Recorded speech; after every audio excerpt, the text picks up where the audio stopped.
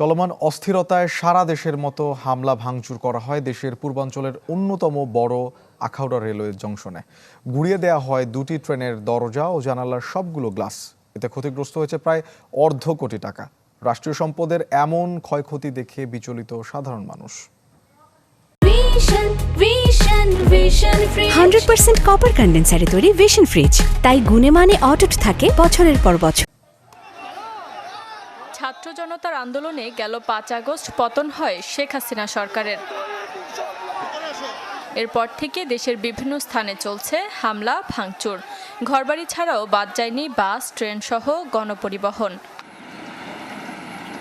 হামলা হয় পূর্বাঞ্চলের অন্যতম বড় আখাউড়া রেলওয়ে জংশনে।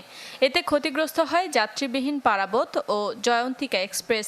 ভেঙে ফেলা হয় সব দরজা ও 168টি জানালার গ্লাস।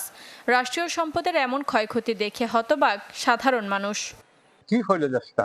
আমাদের দেশ গড় আমরা নিজেরা করছে, এই দেশটা আজকে ধ্বংস করে দেওয়া।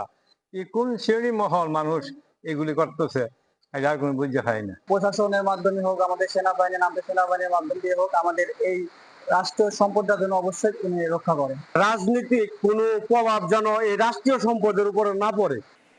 রেলওয়ে নিরাপত্তা বাহিনীর কর্মকর্তা জানান, স্টেশনের নিরাপত্তা নিশ্চিতে সর্বাত্মক চেষ্টা করছেন তারা। দুটো ট্রেনের উপর আঘাত করা হয়েছে, পারাবত এবং জয়ন্তিকা।